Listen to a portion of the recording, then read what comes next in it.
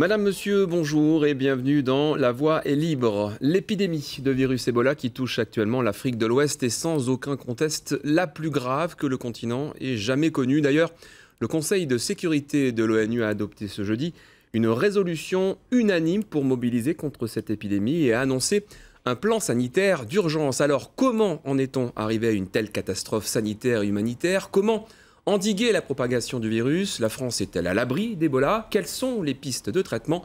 Pour répondre à toutes ces questions, notre invité est le docteur Sylvain Bèze. Bonjour, docteur. On peut dire que vous êtes le meilleur expert de la maladie. Vous êtes directeur du Centre national de référence des fièvres hémorragiques virales, un centre qui se situe à l'Institut Pasteur de Lyon. Pour commencer, on va parler chiffres avec les derniers publiés par l'Organisation mondiale du commerce au 18 septembre. Il y a 5357 personnes malades, 2630 morts, 2630 victimes du virus Ebola depuis le début de l'épidémie. Docteur, ces chiffres sont des chiffres officiels de l'OMS, mais on peut dire qu'ils sont de toute façon sous-estimés? Alors effectivement, on a un peu du mal à savoir précisément le nombre de patients qui sont infectés aujourd'hui, puisque dans des pays comme le Libéria, il y a vraiment une difficulté à répertorier tous ces patients. On sait qu'il y a beaucoup de patients qui sont chez eux, qui ne sont pas hospitalisés, qui sont de fait pas répertoriés, donc sont probablement sous-estimés. Ces chiffres, dans quelle mesure c'est difficile à évaluer? On est plus proche des 3000 peut-être? Difficile à dire, oui. Comment est-ce qu'on a pu arriver à un tel niveau de propagation? Parce qu'on sait que des crises Ebola, il y en a eu un petit peu parlé quasiment tous les 4-5 ans en moyenne, mais que ça reste assez circonscrit. Comment est-ce qu'on a pu arriver à une telle catastrophe? En fait, c'est une conjonction un peu de multiples facteurs. Bon, la première chose à dire déjà, c'est que ce n'est pas lié au virus. C'est-à-dire le virus se transmet comme d'habitude. L'ampleur de l'épidémie n'est pas liée à un virus qui serait d'un phénotype particulier, effectivement. En fait, c'est la conjonction de plusieurs phénomènes. La première, c'est le fait qu'on ait diagnostiqué l'épidémie 3 mois après son début. Donc au moment où on l'a diagnostiqué, il y avait déjà des cas un petit peu disséminés. On avait des foyers un petit peu partout, y compris à Conakry. Donc ça a été la première difficulté à circonscrire rapidement le foyer de l'épidémie. Conakry qui est la capitale de la Guinée, qui est déjà un centre urbain. Voilà, un gros problème qui se posait à l'époque de contenir l'épidémie dans une zone où la densité de population était très forte. Deuxième chose qui fait que cette épidémie a pris de l'ampleur rapidement, c'est l'endroit où l'épicentre de l'épidémie en fait, était situé. C'est-à-dire c'est une zone qui est très près de la frontière avec deux autres pays, la Guinée, frontière avec le Libéria et le Sierra Leone, un endroit où il y a beaucoup de déplacements de population, où il y a des marchés qui drainent beaucoup de monde, donc les gens bougent, donc une densité de population, des voies de circulation très faciles d'accès, et tout ça fait qu'effectivement, ça s'est un petit peu emballé très rapidement. 4 pays, le Libéria, la Guinée, la Sierra Leone, j'y arrive, et le dernier qui est le Nigeria. Le Nigeria. En fait, le Nigeria est un tout petit foyer qui semble contrôler, heureusement. Les plus gros, c'est Guinée et Sierra Leone. Libéria aussi, ça commence à prendre des proportions. Libéria, c'est le pire aujourd'hui. C'est le pire aujourd'hui. Le virus est toujours contagieux, mais il est moins mortel. Alors effectivement, donc déjà, ce qu'on peut dire depuis le début de l'épidémie, c'est que pour un virus de l'espèce Zaïre, on est plutôt sur un virus qui est vraiment dans le bas de la pathogénicité, c'est-à-dire qu'on a une mortalité qui varie entre 60 et 90% pour cette espèce de virus Ebola. Et en fait, là, effectivement, on est plutôt sur le bas de l'échelle, puisqu'on était de l'ordre de 60%, aujourd'hui plutôt 50%, avec la prise en charge un peu plus correcte des patients. Donc voilà, c'est un peu la chance qu'on a aujourd'hui sur cette épidémie, c'est qu'on a affaire heureusement à un virus qui est un peu moins mortel que d'habitude. C'est toujours le même mode de transmission ? Pas changé, toujours le même. Alors ce qui change aujourd'hui, je pense, par rapport à l'épidémie, c'est l'ampleur de l'épidémie, la quantité de patients qui sont hors de contrôle, ce qui fait qu'on a des contaminations qu'on n'observait pas avant parmi le personnel de santé.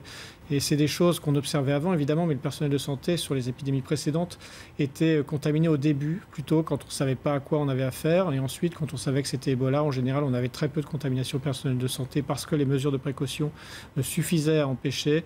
Aujourd'hui, on est débordé un petit peu et les mesures de précaution qui sont prises pour les personnels de santé semblent plus vraiment suffisantes. Et on a effectivement 10% des patients qui concernent les personnels de santé, donc c'est vraiment dramatique. On reviendra sur ce point un peu plus tard dans l'émission, avec l'exemple notamment de cette infirmière de Médecins sans frontières qui vient d'être rapatriée en France avec donc une personne atteinte, la première française atteinte du virus. Il y a une méthode pour éviter la propagation, c'est toujours les mêmes méthodes, protection maximale. Effectivement, pas changé depuis 35 ans, c'est-à-dire éviter des contacts avec des malades. Contact direct. Parce que ça, on dit que ça se passe par la sueur, ça se passe par les personnes sont atteintes de vomissements, de diarrhée, donc il ne faut pas toucher ces fluides-là, mais ça passe aussi par la sueur. Alors, on serre la main de quelqu'un, on peut attraper Ebola. Alors, sur le terrain, on voit rarement ce type de contamination, mais néanmoins, c'est théoriquement possible. Mais en fait, ce qui fait que la sueur est peut-être un peu moins contagieuse que les autres, c'est que la charge virale dans la sueur est sans doute beaucoup plus faible que dans les autres fluides biologiques. Donc, sur l'échelle de degré de contagiosité, la sueur est en bas. Heureusement, par contre, le sang, les selles, les vomissures sont des fluides à haut risque, à très haut risque. On ne peut pas attraper, enfin, en tout cas, c'est très peu probable en serrant la main de quelqu'un. C'est quand même C'est un risque, mais c'est pas la main d'un malade, c'est quand même quelque chose risqué. Risqué. Ils ne le font pas de toute façon. Il vaut mieux éviter. L'estimation donnée par l'ONU pour la fin de cette année, ils disent 20 000 personnes infectées à fin décembre 2014. Pour vous, ça semble être une estimation juste? C'est énorme, 20 000 personnes infectées. On en est à 5 300, je le rappelle à peu près. C'est énorme. D'un autre côté, c'est issu de modélisation, des modèles qui ont été appliqués pour faire ces calculs. Donc, je ne peux pas les commenter, je n'ai pas les compétences pour commenter ces chiffres. J'espère qu'on ne va pas aller au-delà de ces chiffres, parce qu'aujourd'hui, la situation est quand même relativement dramatique. On a une augmentation exponentielle des cas. La courbe est toujours vraiment en pleine phase ascendante. Donc, voilà. C'est inquiétant. Alors, on comprend que sur cette région africaine, la situation est gravissime. Et puis, on a pu constater le mois dernier une flambée du nombre de personnes infectées. Autant de morts en un mois que depuis le début de l'épidémie. C'était les observations faites par les ONG, les organisations non gouvernementales. Alors, avec les grandes villes comme Conakry en Guinée et Freetown en Sierra Leone qui sont touchées, cette concentration de gens malades dans les centres urbains augmente de fait les possibilités de propagation et aussi le risque qu'une personne infectée sans le savoir prenne l'avion pour des pays occidentaux comme la France. Alors en juin, vous disiez que ce risque est quasi nul. Est-ce qu'aujourd'hui, vous pensez la même chose? Alors je pense toujours la même chose par rapport à l'importation de cas. On verra presque l'autre. L'importation, c'est-à-dire accidentelle. Une personne, ça, tout à fait. Elle attrape la maladie, elle n'a pas de symptômes, elle prend l'avion, elle arrive en France, les symptômes se déclarent 2 jours après. C'est très très très rare, c'est très peu probable. C'est peu probable, effectivement, puisque déjà d'une part la phase d'incubation est assez courte, donc la plage pendant laquelle la personne pourrait prendre l'avion entre le moment où il est contaminé et le moment où les symptômes se déclarent, il s'écoule 4, 5 jours, 6 jours, 7 jours, rarement plus, ou en tout cas pas plus de 10 jours. Donc voilà, la plage est restreinte. D'un autre côté, donc si la personne est malade, aujourd'hui on les filtre à l'aéroport, parce qu'il y a une prise de température systématique pour embarquer, donc on est censé empêcher une personne malade d'embarquer dans un avion, donc on parle de gens qui seraient en période d'incubation. Donc évidemment, c'est théoriquement possible, mais quand on regarde le nombre de personnes ou tentées qui sont en période d'incubation par rapport aux populations des pays, on est quand même pas sur un haut risque. Donc ce risque, il est toujours, à mon avis, faible. C'est peu probable. Mais il a un petit peu augmenté, évidemment, par rapport à juin, puisque, évidemment, le nombre de personnes qui sont de cas. Bien plus infectées. Ça n'a rien à voir, donc on en parle d'une importation accidentelle avec un rapatriement sanitaire tel que celui qu'on a vu cette semaine de cette infirmière de Médecins sans frontières, bien sûr. Alors c'est complètement différent. Un rapatriement sanitaire, c'est quelque chose d'organisé, de sécurisé. Donc on n'a quasiment aucun risque d'avoir une transmission secondaire sur le territoire national si tout se passe bien. Enfin, tout est mis en œuvre pour ça. Effectivement, une personne qui serait importée accidentellement, il y a le risque d'avoir des cas, évidemment, contact sur le territoire national. Mais on verra. Le rapatriement n'est vraiment pas un problème si on respecte bien toutes les mesures de sécurité, ce qui est le cas évidemment. Alors, on va revenir sur ces patients qui sont rapatriés. La France a mis en place un dispositif sanitaire.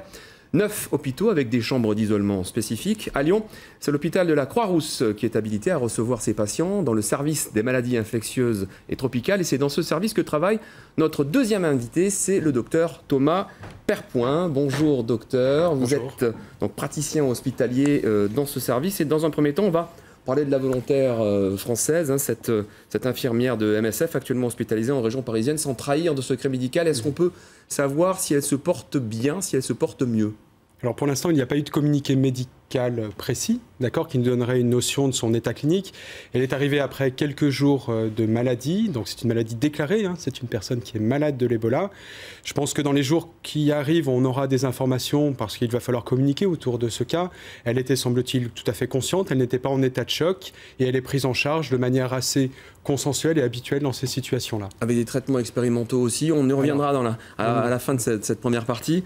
Les chances de guérison sont donc plus importantes quand on est soigné dans des conditions optimales, comme c'est le cas actuellement dans cet hôpital avec cette infirmière. Oui, c'est le cas. Et déjà sur l'épidémie localement en Afrique, ça a été plutôt montré. Il y a des progrès dans la prise en charge, c'est-à-dire que ces patients ne sont pas abandonnés, comme ça a pu être le cas sur d'autres épidémies. Le fait de les réhydrater, le fait de monitorer un petit peu leur état clinique et d'essayer d'y répondre, eh bien, favorise la survie. Et c'est exactement ce qui va être fait à Paris, bien sûr avec des moyens colossaux et une surveillance en sécurité pour le personnel qui va faire les analyses de sang, également le personnel médical et paramédical qui le prendra en charge. Et normalement, on espère que tout, bien sûr, sera mis en œuvre pour sauver cette personne. Sylvain Bez, on parlait de 50-60% de taux de mortalité quand on est soigné en France ou dans un pays où le sanitaire est correct. Ça tombe, hein, on peut guérir beaucoup plus vite. Alors on sait qu'on améliore les chances le pronostic de survie. Maintenant, c'est difficile à quantifier. On n'a pas assez de recul pour savoir dans quelle mesure on l'augmente. Il y a des chiffres qui circulaient où on tombe entre 10 et 20%. C'est-à-dire que du coup, le taux de mortalité baisse de façon assez drastique. 10-20% de mortalité, je ne sais pas. Ça me paraît très optimiste, mais bon, pourquoi pas. J'espère que c'est ça. Hein, mais... L'avenir nous le dira. Dans l'hypothèse d'un rapatriement à Lyon, docteur Perpoint, à ce jour, il n'y a pas de patient Ebola à Lyon, on est bien d'accord. Non. D'accord. Comment ça se passe? On sait que les conditions sont extrêmement sécurisées. Tout est tourné pour éviter une contamination du personnel, on parle d'un rapatriement qui est annoncé.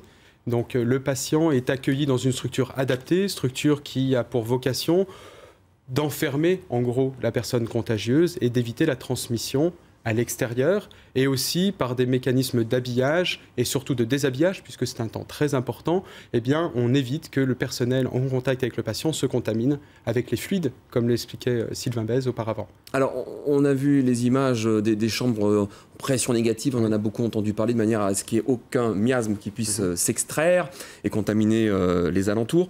Il y a combien de chambres dans l'hôpital? Alors chez nous, on dispose pour l'instant d'une chambre en pression négative, SACée doublement, d'accord. Il y a d'autres chambres en pression négative, en particulier en réanimation. Donc en fait, une chambre de haute spécificité dans le service de maladies infectieuses, mais les HCL en général en disposent également dans les services de réanimation, qui pourraient être adaptés éventuellement à un cas très grave. En France, 9 hôpitaux, globalement, ça ne fait pas beaucoup de chambres spécialisées. S'il n'y en a qu'une par hôpital...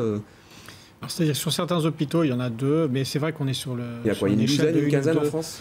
Je ne sais pas exactement, mais voilà, 9 hôpitaux, 1 ou 2 chambres par hôpital. Mais voilà, on n'est pas là pour prendre en charge une épidémie, on est là pour prendre en charge des cas sporadiques. Et voilà, donc c'est sûr que si on avait, ce qui est extrêmement, on va dire impossible même d'un point de vue... Vraiment, parce que c'est, vous savez, il y a... Le virus Ebola, dans la tête des gens, dans l'inconscient collectif, c'est un petit peu nourri aussi des films hollywoodiens. On se rappelle du film Alerte avec Dustin Hoffman, on se rappelle du dernier film Contagion qui était extrêmement bien fait. C'était pas sur un Ebola, mais c'est des choses qui sont extrêmement contagieuses. Donc on sait qu'on est complètement dépassé. Est-ce que vraiment c'est peu probable? Oui, tout à fait. Le virus Ebola n'a pas de potentiel pandémique comme l'agent qui était présenté dans le film Contagion, justement, ou comme des virus comme respiratoires tels le SRAS ou la grippe. Donc la contamination par Ebola est de proche en proche, par contact direct. Donc on a un petit peu une progression vraiment voilà, petit à petit. Et donc, ce qui se passerait en France, on pourrait avoir un cas d'importation, c'est ce qu'on a dit. Éventuellement, si le dispositif était un petit peu défaillant par rapport à ce qu'il est censé être, on pourrait avoir quelques cas secondaires.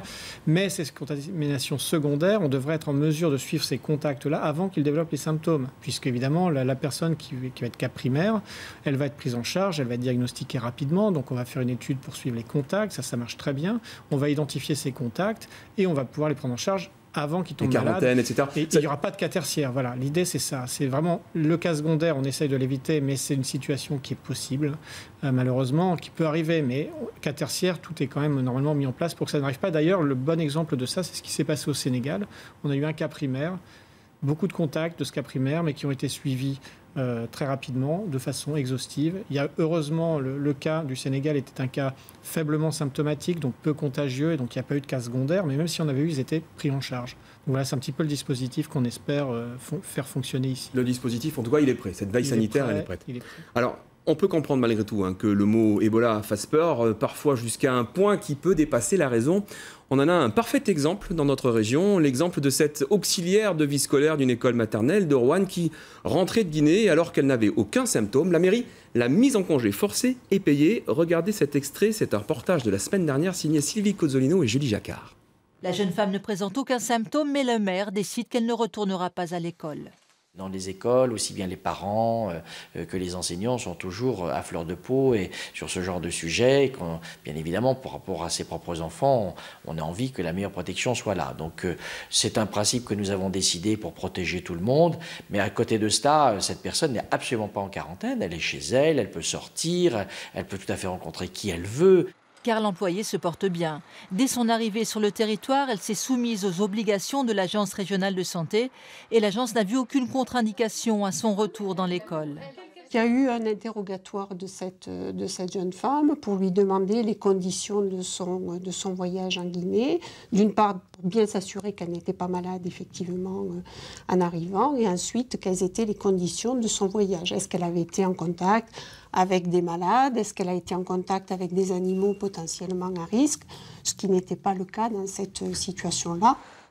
Alors, docteur Perpoint, est-ce qu'on en est à un principe de précaution un peu poussé ou est-ce que c'est la psychose là? À mon sens, déjà, c'est une réponse individuelle. La mairie de Roanne décide ça, ce n'est pas une réponse d'État, ce n'est pas une réponse globale. À mon sens, la structure de hiérarchie des risques est donnée par l'INVS, l'Institut national de veille sanitaire, l'ARS et un médecin d'astreinte qui peut être en lien avec l'équipe du Centre national de référence. Tout est fait de manière à exclure un cas à partir d'une suspicion. Et c'est le premier travail. Ce travail est basé sur une enquête épidémiologique qui est faite par l'ARS, mais surtout par le médecin de veille sanitaire, et qui, avec un interrogatoire très précis, même si c'est fait par téléphone, puisque c'est pas possible d'aller le faire autrement. Ça a été le cas ici, effectivement. Oui, c'est toujours comme ça. Et on l'a toutes les 48 à 72 heures actuellement, la Croix-Rouge, ce travail-là. D'accord ? On nous appelle, il y a une suspicion. La question, c'est d'exclure le cas de manière à éviter de faire des tests trop importants qui entraînerait trop de tests faits au centre P4 sans intérêt. Et derrière, lorsque le cas est rendu possible, à ce moment-là, il y a une démarche médicale de diagnostic de certitude. Et là, cette situation-là, on rentre sur une stratégie normale. Cette situation-là, il faut faire confiance au pouvoir public, il faut faire confiance à la veille sanitaire. Et à mon sens, la décision, elle appartient qu'au maire. Et à mon sens, elle n'est pas adaptée. C'est donc une psychose, on peut le dire. On peut le dire ainsi. Il n'y a pas eu de nouvelles de cette dame, vous l'avez pu arriver au pays. Elle n'est pas arrivée chez nous. Bon, très bien.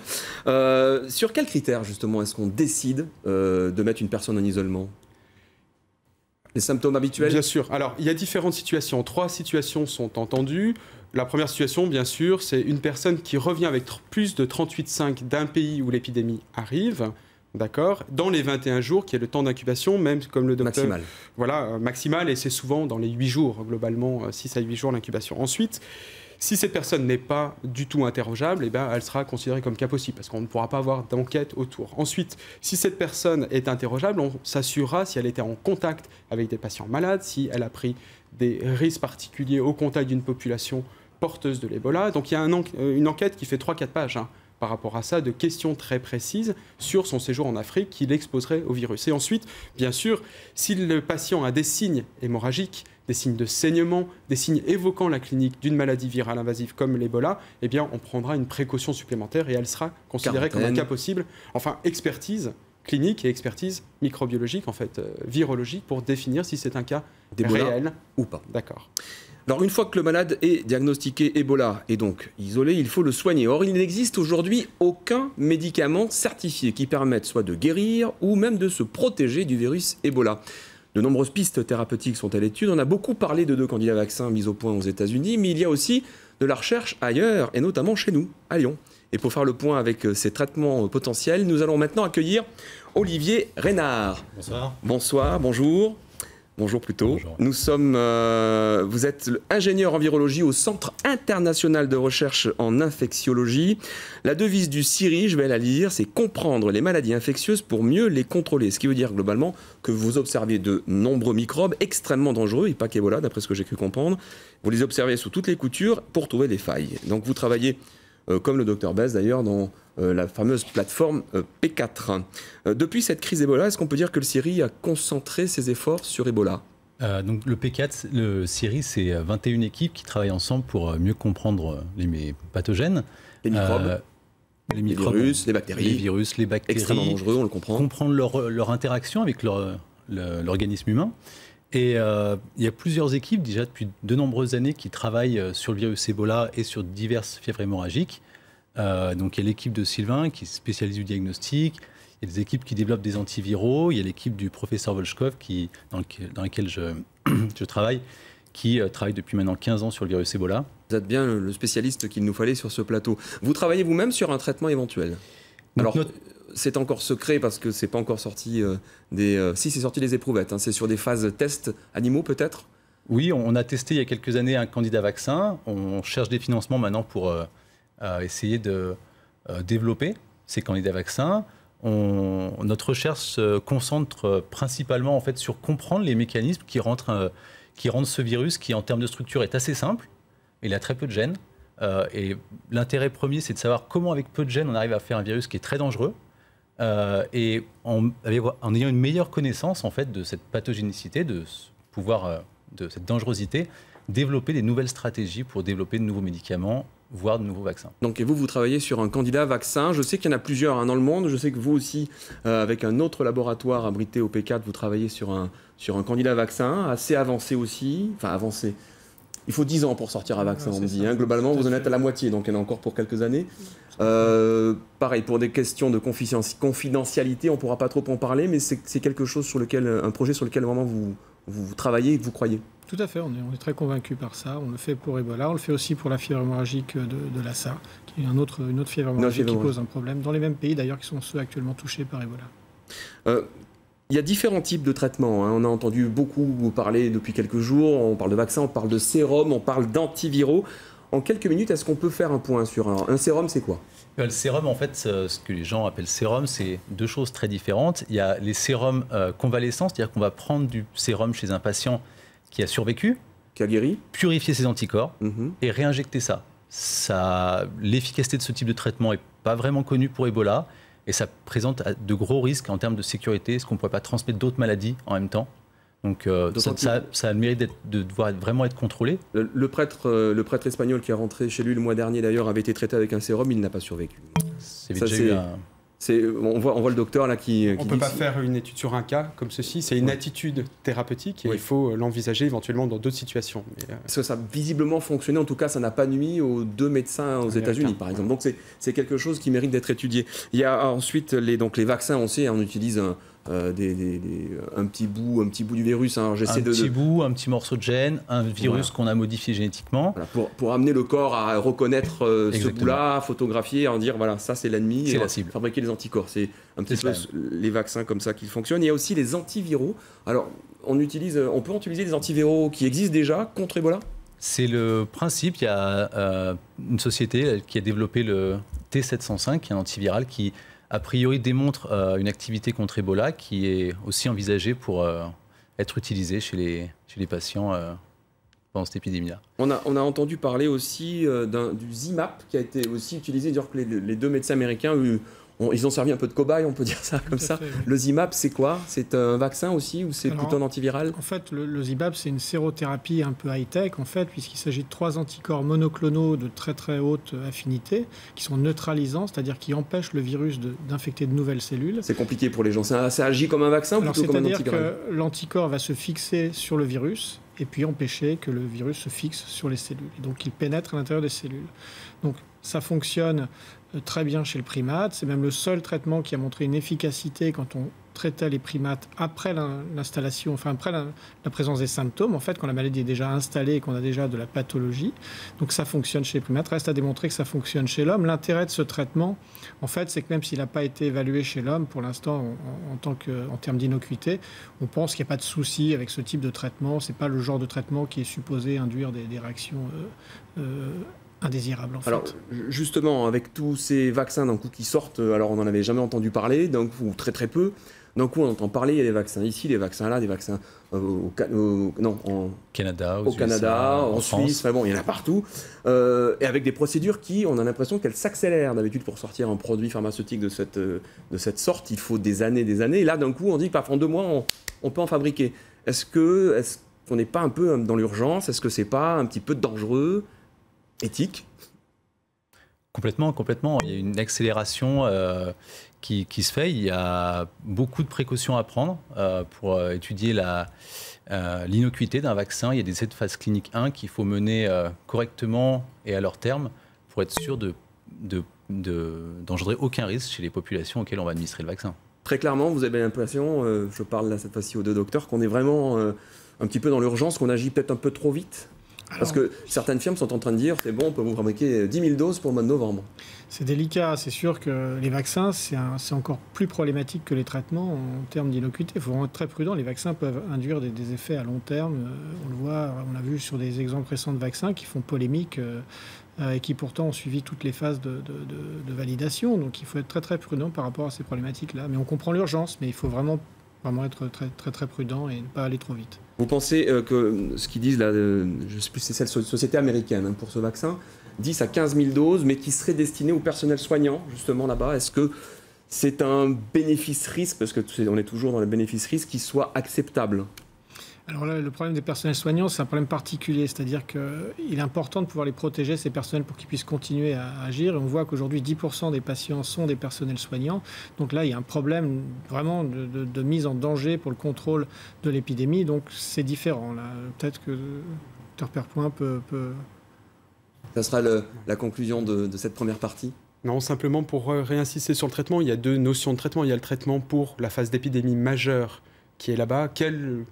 Que va décider l'OMS, qui se rencontre régulièrement pour ça. Et puis il y a les cas de rapatriement où il va y avoir des thérapeutiques d'exception qui vont être tentées par des chercheurs, par des équipes extrêmement solides d'un point de vue problématique d'essai auprès de patients. Et c'est peut-être ce qui est en train d'être fait à Beijing, ce qui a été fait aux États-Unis. Et je crois que les problématiques sont un peu différentes. Et il faut bien... Là aussi, l'avenir dans les mois qui viennent, on sera un peu plus fixé sur ces essais thérapeutiques. Nous arrivons au terme de cette première partie. Merci docteur Thomas Perpoint, merci Olivier Reynard d'avoir répondu à nos questions. Dans quelques secondes, il sera midi, l'heure de votre Flash Info en Rhône-Alpes. Et juste après, on se retrouvera pour une deuxième partie, toujours avec notre invité, le docteur Sylvain Bèze. Il sera rejoint par un chargé de mission Ebola de l'association Handicap International, Brice Bondel. Ensemble, nous parlerons des conditions difficiles et parfois même compliquées dans lesquelles travaillent les humanitaires. Nous essaierons de comprendre également pourquoi les pays occidentaux réagissent aujourd'hui, peut-être un peu tardivement, à l'ampleur de l'épidémie. On se retrouve dans 5 minutes, mais tout de suite, place à l'actualité de ce samedi avec Sylvie Bosquero. Bonjour Sylvie.